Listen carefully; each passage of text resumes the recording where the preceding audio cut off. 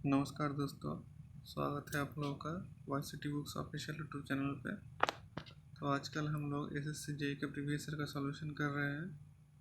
पिछले दिन हम लोगों ने 180 तक किया था, आज 181 से करेंगे। ठीक है, तो चलिए देखते हैं आज का पहला क्वेश्चन क्या है। देखिए, the resistive component of the rotor with resistance R2, मतलब रोटर का जो रेजिस्टेंस कंपोनेंट है with resistance R2 offered to the backward rotating flux. तो rotating flux wave in a single phase motor runs with slip s is given as, मतलब हम लोगों को देखना है यहाँ पे आपका जो बैकवर्ड फील्ड जो होता है, बैकवर्ड फ्लक्स होता है, ठीक है, सिंगल फेज इंडक्शन मोटर का, उसका रेजिस्टेंस कंपोनेंट क्या है इस चारों में। ठीक है, सबसे पहले देखते हैं हम लोग क्या जानते हैं। एक induction single phase induction motor में एक फॉरवर्ड फील्ड होता है, एक बैकवर्ड फील्ड होता है। ठीक है, फॉरवर्ड फील्ड एक बैकवर्ड फील्ड होता है। ठीक है, दोनों का मिला कर हम लोग का टॉर्क बनता है। ठीक है, तो फॉरवर्ड फील्ड का हम लोग स्लिप क्या जानते हैं, वो होता है एस। ठीक है, और बैकवर्ड फील्ड का स्लिप होता है आपका 2 - एस। ठीक है, तो यहाँ पर देखिए हम लोग को रेजिस्टेंस निकालना है। तो देखिए बैकवर्ड फील्ड का जो टॉर्क होता है वो ये होता है।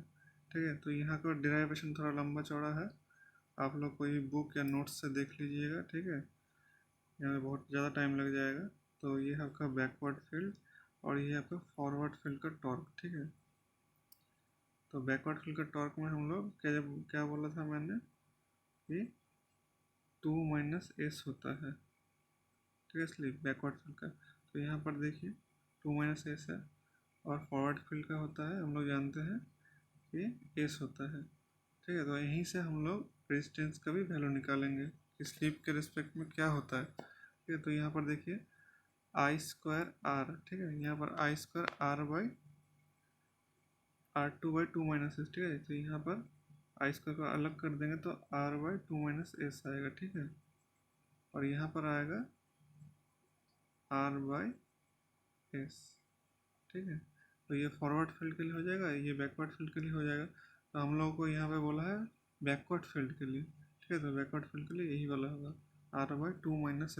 तो ऑप्शन देखिए, ऑप्शन सी करेक्ट होगा यहाँ पे R/2/2 - एस। R2 यहाँ पे क्यों लिखा है, क्योंकि ये रोटर रेजिस्टेंस का बात कर रहे हैं यहाँ पे। ठीक है, और स्टेटर रेजिस्टेंस जो होता है आपका R1 से डिनोट होता है, और रोटर रेजिस्टेंस आपका R2 से डिनोट होता है। तो समझ गए आप लोग। चलिए अगला क्वेश्चन देखते हैं। Find the frequency of rotor. Frequency हम लोग को निकालना है रोटर का, जहाँ पर induce DMF of A 3 phase 440 volt 50 hertz induction motor जिसका स्लीप है 10%। ठीक है, स्लीप 10% दिया हुआ है, 3 फेज है, 440 वोल्ट, और उसका फ्रीक्वेंसी हम लोग को निकालना है। तो देखिए कैसे निकालते हैं। देखिए यहाँ पे, अच्छा रुकिए इसका डेटा पहले देख लेता हूँ क्या क्या है। अब फ्रीक्वेंसी निकालना है तो कहीं ना कहीं से आपको यहाँ पे देखिए स्लीप दिया हुआ है यहाँ पे 10%। ठीक है, फ्रीक्वेंसी 50 हर्ट्ज। ठीक है, हम लोगों को स्लीप फ्रीक्वेंसी मतलब रोटर फ्रीक्वेंसी निकालने के लिए बोला है। ठीक है, तो रोटर फ्रीक्वेंसी का हम लोग जानते हैं, रोटर फ्रीक्वेंसी जब स्टार्टिंग में होता है, स्टार्टिंग के केस में रोटर फ्रीक्वेंसी आपका स्टेटर फ्रीक्वेंसी मतलब सप्लाई फ्रीक्वेंसी के इक्वल होता है। ठीक है, ठीक है, FR, और जब स्पीड पकड़ लेता है, स्लिप स्पीड जिसको कहते हैं, ठीक है, तो उस स्पीड में होता है आपका रोटर फ्रीक्वेंसी आपका स्टेटर फ्रीक्वेंसी का स्लीप % होता है। ठीक है, तो यहाँ पर हम लोग का स्टेटर फ्रीक्वेंसी क्या दिया हुआ है, स्टेटर फ्रीक्वेंसी मतलब सप्लाई फ्रीक्वेंसी मैंने बदला था। ठीक है, तो यहाँ पर वो है 50 हर्ट्ज। ठीक है, और स्लीप हम लोग को क्या दिया 10%। 10% मतलब 0.1, 0.1 × 50 कितना होगा 5 हर्ट्ज। ठीक है, ये फार्मूला इम्पोर्टेंट है, आप लोग याद रखिएगा हमेशा कि स्टार्टिंग जब मोटर स्टार्ट होता है इंडक्शन मोटर, ठीक है, उस स्टार्टिंग के टाइम में आपका rotor frequency stator frequency same होता है, उस टाइम एस नहीं होता है, ठीक है। जब मोटर आपका रोटर फ्रीक्वेंसी मतलब रेटेड फ्रीक्वेंसी पे चलता है, ठीक है, रेटेड स्पीड पे चलता है आपका मोटर, उस टाइम आपका रोटर फ्रीक्वेंसी आपका स्टेटर फ्रीक्वेंसी का स्लीप टाइम होता है, ठीक है। स्लीप से मल्टीप्लाई कर देना पड़ता है, तो स्लीप आपका जितना होगा उससे आप लोग रोटर स्टेटर फ्रीक्वेंसी को मल्टीप्लाई करोगे तो आपका रोटर फ्रीक्वेंसी निकल आएगा, ठीक है। तो यहाँ पर रोटर फ्रीक्वेंसी देखिए कितना कम आ रहा है, 5 हर्ट्ज ओनली आ रहा है, ठीक है, बहुत कम होता है। जब मोटर फुली ऑपरेट करने लगता है फुल स्पीड में, उस टाइम आपका रोटर का फ्रीक्वेंसी बहुत कम होता है, ठीक है।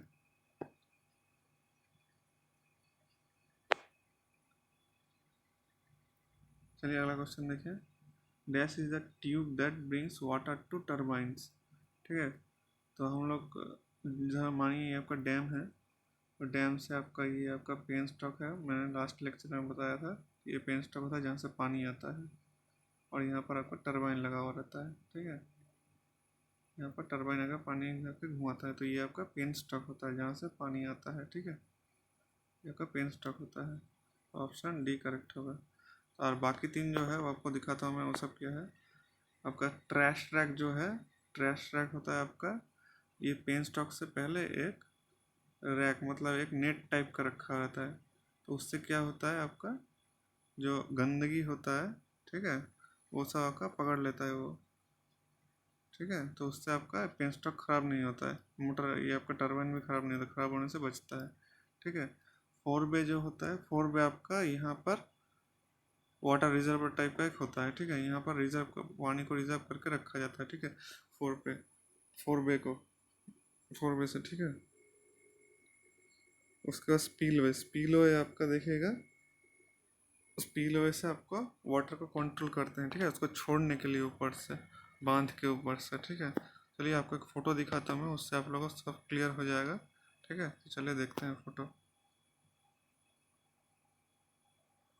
आपका एक हाइडल पावर प्लांट का सेटअप है, ठीक है। तो यहाँ पर देखिए, यहाँ पर आपका पानी जमा हुआ है, ठीक है, इस तरह पे आपका पानी जमा हुआ है। तो ये देखिए आपका 4 बे लिखा हुआ है यहाँ पे, 4 बे, ठीक है, ये 4 बे है आपका। 4 बे मतलब यहाँ पर पानी जमा हुआ रहता है, ठीक है। ये पानी जमा होने के कारण आपका यहाँ पर पानी निकल कर फोर्स बनता है, ठीक है, पानी निकलने का, ठीक है। तो ये उसके बाद देखिए यहाँ पर दूसरा चीज़ है ट्रैश ट्रैक, जो आपका ऑप्शन में था ट्रैश ट्रैक। ट्रैश ट्रैक आपका यहाँ पर होता है, ये जो देख रहे हैं आपका, ये होता है आपका ट्रैश ट्रैक। यहाँ पर गंदगी आकर जमा होता है ताकि ये सब खराब ना हो, ठीक है, आपका पेन स्टॉक जो है आपका ख़राब ना हो। आपका गवर्नर जो है पावर हाउस आपका, यहाँ पर टरबाइन रहता है, टरबाइन खराब ना, इसलिए वहाँ पर ट्रैश ट्रैक रखा जाता है, ठीक है, इसलिए। तो यहाँ और बाकी चीज़ देखिए, यहाँ पर डैम लिखा हुआ है, डैम है ये, ठीक है, ये डैम है ये वाला, ये आपका पावर हाउस है, ये आपका गवर्नर है, ये आपका पानी को लेवल को कंट्रोल करता है, ठीक है। ये है आपका हेड, पिछले दिन मैंने क्वेश्चन में बताया था हाइट जो होता है वही होता है, आपका हेड होता है एकदम नीचे वाला से ऊपर तक एकदम डैम तक जो हाइट होता है वो वाला, ठीक है। पेन स्टॉक सपोर्टर को सपोर्ट करता है पेन स्टॉक को, ठीक है। और वाटर बॉन्ड का ये हेड है, हेड मतलब जितना ऊंचाई होता है पानी का, ठीक है, डैम के ऊपर, ठीक है। तो आप लोग समझ गए होंगे बाकी सब चीज़। और एक होता है आपका स्पील वे भी दिखा देता हूँ आपको, स्पील वे क्या चीज़ होता है। तो ये देखिए, ये होता है आपका स्पील वे, ठीक है, ये जो पानी जहाँ से निकल रहा है आपका, ठीक है, ये आपका पानी को कंट्रोल करके निकालता है, ठीक है। ये कितना पानी निकालेंगे, कितना पानी जो रोक के रखेंगे उस पर, ये स्पील वे से हम लोग कंट्रोल करते हैं। ये ऊपर का जो पार्ट है आपका, ये आपका स्पील वे है। और ये जो आपका नीचे पानी गिर रहा है, ये डायरेक्ट नदी में आकर गिरता है, ठीक है। और इस ये जो आपका आपका जो मोटर वोटर लगा रहा है, तो आपका पूरा अंदर में सेटअप रहता है, ठीक है, वो आपको बाहर से दिखाई नहीं देगा, ठीक है। तो ये जो स्पील है ये आपका फ्लड के टाइम में पानी रोक के रखना, उसके बाद इसका ड्राउट के टाइम में आपका पानी छोड़ देना, इससे आपका स्पील वे की तरह कंट्रोल होता है, ठीक है, जो गेट्स जब होता है ऊपर में, ठीक है। रूसा प्लस, ठीक है, समझ गए होंगे आप लोग स्पीडलेस क्या होता है। ठीक है, तो चलिए अब अगला क्वेश्चन हम लोग देखते हैं।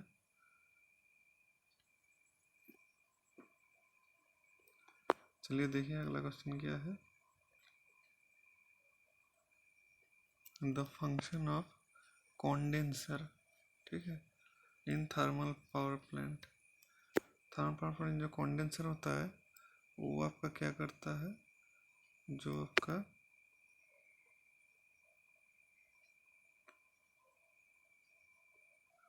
पानी जो निकलता है, ठीक है, कॉन्डेंसर आपका देखिए क्या लिखा है, देखिए ताप बिंदु केंद्र में कॉन्डेंसर जो होता है उसका कार्य प्रयुक्त भाप से जल को संघनन करना है। ठीक है, टरबाइन द्वारा निकासित भाप पानी द्वारा संघनित किया जाता है। ठीक है, तो देखिए यहाँ पे आपका जो टरबाइन में जो स्टीम जाता है, ठीक है, स्टीम काम होने के बाद जो निकल जाता है, ठीक है, सब पूरा का पूरा स्टीम तो काम में नहीं लगता है, जितना हाई प्रेशर स्टीम काम होने के बाद जो निकल जाता है स्टीम से बाहर, उसी स्टीम को हम लोग कॉन्डेंस करके ठंडा करके हम लोग पानी में कन्वर्ट कर देते हैं। ठीक है, तो वहीं पर ये देखिए condense used steam into water, steam को हम लोग वाटर में कन्वर्ट करते हैं। ठीक है, ये होता है आपका कॉन्डेंसर का काम। ठीक है, चलिए आप लोग समझ गए होंगे। यहाँ आप लोग फोटो में देखिएगा, आप लोगों के पास जो थर्मल पावर प्लांट का जो होगा कोई भी फोटो, वहाँ पर देखिएगा कॉन्डेंसर लिखा होगा।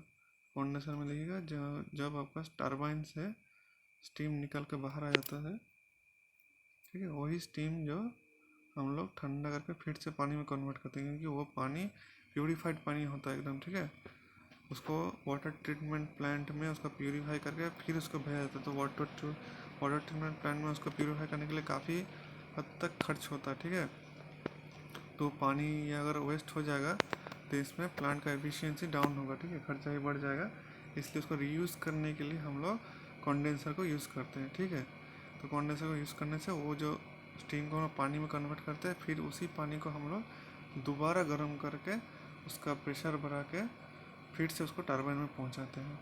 ठीक है, तो समझ गए होंगे आप लोग कंडेंसर का काम। ठीक है, तो चलिए अगला क्वेश्चन देखते हैं।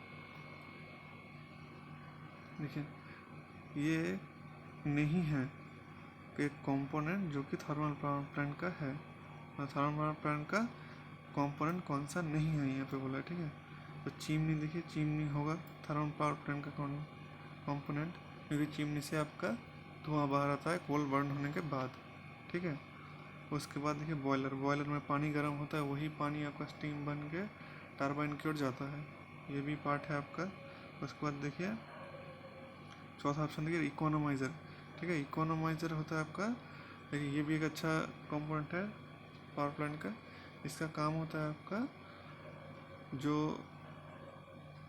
देखिए उसका काम होता है आपका जब बॉयलर में पानी को हीट करने के बाद, ठीक है, तो वहाँ से हम लोग जो गैस निकलता है उसको फ्लू गैसेस कहते हैं। ठीक है, तो उसी का हीट लेके दोबारा हम लोग पानी को गर्म करते हैं। ठीक है, उसी से वही होता है आपका इकोनोमाइज़र का काम। आप लोग समझ गए होंगे क्या होता है। ठीक है, तो यहाँ पर देखिए पिछला क्वेश्चन में था आपका कॉन्डेंसर। ठीक है, कॉन्डेंसर था, और ये वाला क्वेश्चन में है आपका इकोनोमाइज़र। ठीक है, तो दोनों का काम लगभग सेम है लेकिन थोड़ा सा अलग है। वहाँ पर क्या था, हम लोग मतलब खर्चा बचाने के लिए, ठीक है, वहाँ पे क्या करते हैं हम लोग, जो स्टीम निकल जाता है उसी को हम लोग पानी में कन्वर्ट करके दोबारा चला देते हैं। ठीक है, गर्म करके। इसमें क्या होता है इकोनोमाइज़र में, आपका जो कोल बर्न होता है, ठीक है, कोल बर्न होने के बाद उसका जो गैस निकल जाता है, ठीक है, जो हीट जो निकल जाता है बाहर चिमनी के द्वारा, तो उसी चिमनी में हम लोग उस गैस का जो हीट बचा हुआ हीट है, उसी बचा हुआ हीट से हम लोग पानी को गर्म करते हैं। ठीक है, दोबारा, ठीक है, उसी गर्म पानी को फिर से दोबारा भेजते हैं हम लोग बॉयलर में गर्म करके फिर उसको टरबाइन में भेजते हैं। ठीक है, दोनों का थोड़ा सा अलग अलग काम है, लेकिन दोनों ही खर्चा बचाने के लिए किया जाता है। ठीक है, तो बाकी बचा ऑप्शन सी, जो रिएक्टर है, यही एक है जो आपका थर्मल प्लांट में यूज़ नहीं करते। इसको कहाँ यूज़ करते हैं? इसको हम लोग न्यूक्लियर पावर प्लांट में यूज़ करते हैं, NPP। ठीक है, रिएक्टर क्यों यूज़ करते हैं? इस कारण रिएक्टर का कार्य होता है विस्फोट करना, ठीक है, बॉम्बार्डमेंट करना, क्योंकि उसमें आपका बड़ी मात्रा में एनर्जी उत्पन्न करने के लिए, ठीक है, उसको रिएक्टर को यूज़ करते हैं न्यूक्लियर पावर प्लांट में। चलिए अगला क्वेश्चन देखते हैं। Hysteresis loss is not a function of, इसका फंक्शन नहीं है, मतलब कि इसके ऊपर ये डिपेंड नहीं करता है, ठीक है। तो हिस्टेरिसिस का लॉस का हम लोग फार्मूला पहले देख लेते हैं। ये है आपका फार्मूला, ठीक है। तो इसमें क्या है, एन जो है ये कांस्टेंट है, ये एफिशिएंसी का साइन दिख रहा है, ये आपका कांस्टेंट है, ठीक है। बी होता है आपका मैक्सिमम फ्लक्स डेंसिटी, एफ होता है आपका फ्रीक्वेंसी, वी होता है आपका वॉल्यूम, ठीक है। तो यहाँ पर देखिए एम्बिएंट टेम्परेचर पहला वाला ऑप्शन है, दूसरा वाला फ्रीक्वेंसी, फ्रीक्वेंसी में देखिए डिपेंड कर रहा है वॉल्यूम ऑफ मटेरियल, वॉल्यूम देख रहा है आपको, वॉल्यूम पर डिपेंड कर रहा है strain means coefficient of material, ठीक है। ये कौन सा वाला है? स्ट्रेन मीन्स कोफिशिएंट आपका ये जो 1.6 दिख रहा है, यही है आपका स्ट्रेन मीन्स कोफिशिएंट, ठीक है। इसको हम लोग गामा से भी डिनोट करते हैं, ठीक है। तो इसका वैल्यू हम लोग यहाँ पे 1.6 लेते हैं, ठीक है।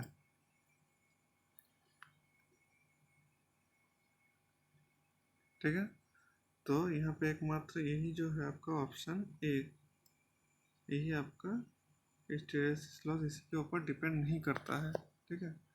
ये फार्मूला इंपॉर्टेंट है, आप लोग ध्यान में रखिएगा, ठीक है। तो दूसरा वाला है एक एडी करंट होता है, ठीक है। एडी करंट का फार्मूला क्या होता है वो भी देख लेते हैं। उसमें आपका ये होता है ऐसे, इसमें कांस्टेंट होता है बी मैक्स का जो है बी का स्क्वायर होता है, एफ का स्क्वायर होता है, ठीक है।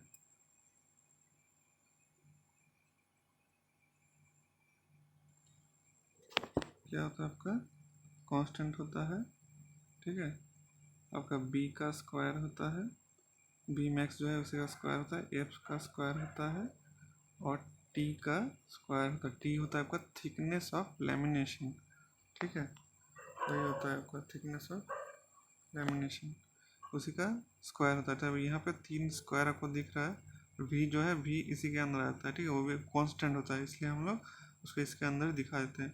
यहाँ पर बाहर दिखाए थे क्योंकि आपको डिपेंडेंसी दिखाना था, ठीक है, वॉल्यूम ऑफ मटेरियल, क्योंकि वो कांस्टेंट के अंदर ही आता है, ठीक है। तो ये आपका हो गया एफिशिएंसी, ये आपका हो गया एडी करंट का फॉर्मूला, ठीक है, ध्यान में रखिएगा आप लोग थोड़ा। चलिए देखते हैं अगला क्वेश्चन। एट एफ फ्रीक्वेंसी आपको देखना है क्या है, RLC series circuit unity power factor पर ऑपरेट करता है।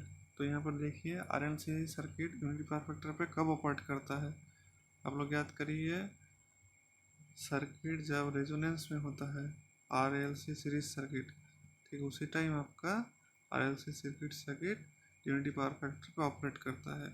और रेजोनेंस का कंडीशन क्या होता है आपका, XL इक्वल्स टू XC, ठीक है।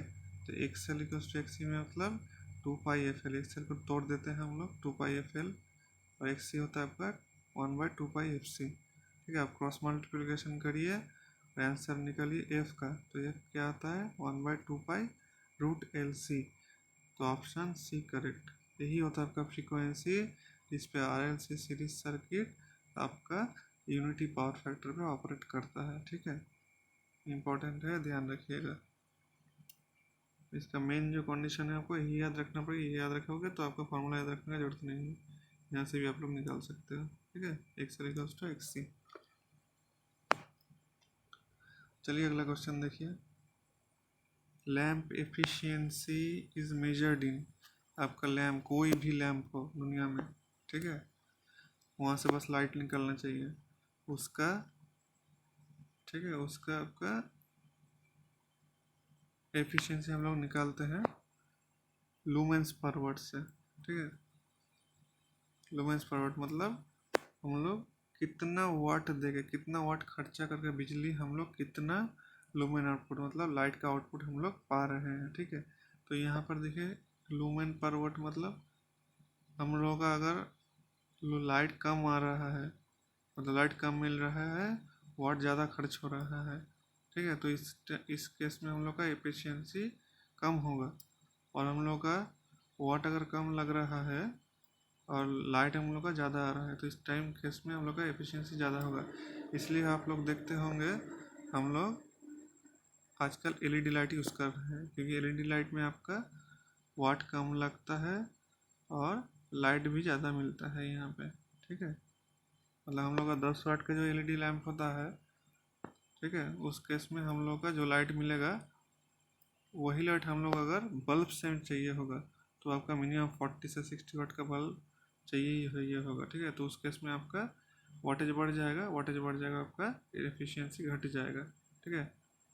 तो इसलिए हम लोग वाटेज को कम करने के लिए हम लोग आजकल एलईडी लाइट को यूज़ करते हैं, ठीक है। इस केस में क्या होता है, आपका लाइट तो सेम ही रहता है, ठीक है, लाइट में कोई फ़र्क नहीं पड़ता है, लाइट का फिक्स रहता है, ये आपका कांस्टेंट रहेगा, लेकिन आपका वाट डाउन हो जाएगा, मतलब 40 से आपका 10 आ जाएगा, तो नीचे अगर कम होगा तो इधर भी एफिशिएंसी आपका बढ़ जाएगा, ठीक है। तो ये होता है आपका लुमेंस पर वाट, ठीक है। इसी से हम लोग लैम्प का एफिशिएंसी मेजर करते हैं, ठीक है। तो चलिए अगला क्वेश्चन देखते हैं। अगला क्वेश्चन क्या बोल रहा है, the law that explain about economic size of a conductor, ठीक है। इकोनॉमिक साइज ऑफ कंडक्टर ये होता है आपका केल्विन्स लॉ, ठीक है। बस यही इतना ही ध्यान रखिएगा, और कोई जरूरत नहीं है यहाँ पे पढ़ने का, इससे बाहर क्वेश्चन नहीं आता, बस इतना ही ध्यान रखिए कि आपका इकोनॉमिक साइज डिफाइन करने के लिए कोई भी कंडक्टर का हम लोग केल्विन का लॉ यूज़ करते हैं, ठीक है। चलिए अगला क्वेश्चन देखिए क्या है, ए 3 phase induction machine when it is operating like a motor, मतलब मोटर की तरह काम कर रहा है, तो हम लोग को रेंज ऑफ स्लीप बताना है, ठीक है। तो यहाँ पे देखिए थोड़ा मैं इसको ड्रॉ करके बताता हूँ, ठीक है। चलिए देखिए, हम लोग का देखिए इंडक्शन मशीन का टॉर्क स्लिप कैरेक्टरिस्टिक्स क्या होता है, देखिए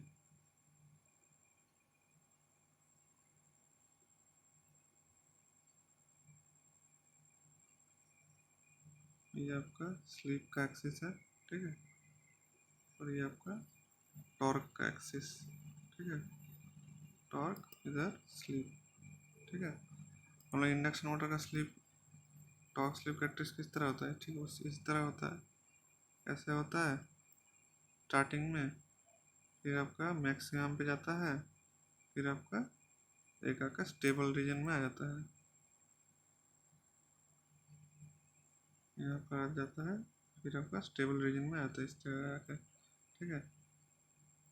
उसके बाद आपका जनरेटिंग मोड स्टार्ट हो जाता है ऐसे करके, जनरेटिंग रीजन, और इधर आपका होता है ब्रेकिंग रीजन, ठीक है। तो यहाँ पर देखिए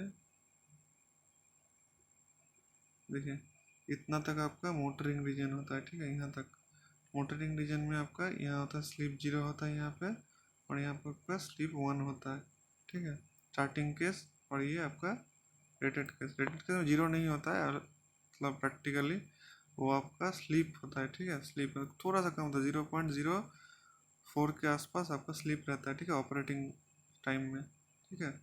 तो ये आपका तो मोटरिंग मोड में आपका कितना हो गया स्लीप, आपका ये हो गया आपका स्लीप मोटरिंग मोड में, ठीक है। उसके बाद आपका 0 के बाद क्या होगा, -1 होगा, ठीक है, यहाँ पे आकर -1 होता है, ठीक है। ये होता है आपका जनरेटिंग मोड, ठीक है। जनरेटिंग मोड में आपका एस आपका ये होता है, ठीक है, एस होता है आपका <0 ग्रेटर देन -1, ठीक है। ये होता है आपका मोड जनरेटिंग मोड, ठीक है। ये आपका मोटरिंग मोड, मोटर केस जब ऑपरेट करता है, ये आपका जनरेटर केस, जनरेटर के टाइम में ऑपरेट करता है जब इंडक्शन जनरेटर की तरह काम करता है, और ये होता है आपका एस ग्रेटर देन 1, और ये होता है आपका 2, ठीक है। इसलिए आपका 2 तक काम करता है जब एक होता है ब्रेकिंग रीजन, BRAK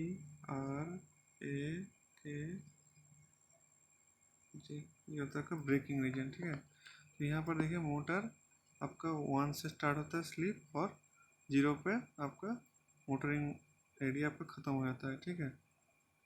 समझिए आप लोग कौन सा क्या रीजन में कौन सा स्लीप काम करता है, ठीक है। ये आपका थोड़ा ध्यान रखिएगा, अच्छा चीज़ है, ठीक है। आप लोग का ये भी पूछ सकता है कोई भी एग्ज़ाम में, शायद अगला एग्ज़ाम में यही पूछ दे या फिर यही पूछ दे, कुछ भी एक पूछ सकता है, ठीक है। ये रेंज आप लोग ध्यान में रखिएगा, ठीक है। चलिए देखते हैं कौन सा ऑप्शन सही है यहाँ पे। देखिए क्वेश्चन क्या था हम लोग का, जब मोटर की तरह काम करता है, मोटर की तरह काम करता है मतलब आपका 0 से 1 तक होगा आपका स्लीप का रीजन, ठीक है। समझिए आप लोग कौन सा रीजन में क्या काम करता है। चलिए आज 190 तक रखते हैं, फिर अगले दिन 191 से देखेंगे, ठीक है। और 10 क्वेश्चन है, ये वाला पेपर आपका ख़त्म हो जाएगा अगला दिन, ठीक है। आप लोगों का कोई डाउट है तो आप लोग कमेंट बॉक्स में ज़रूर लिखिए, ठीक है। वीडियो पसंद है तो लाइक करिए, अपने दोस्तों के साथ ज़रूर शेयर करिए, चैनल को सब्सक्राइब करिए, ठीक है। चलिए अगला दिन मिलते हैं अगले सेशन के साथ, चलिए धन्यवाद।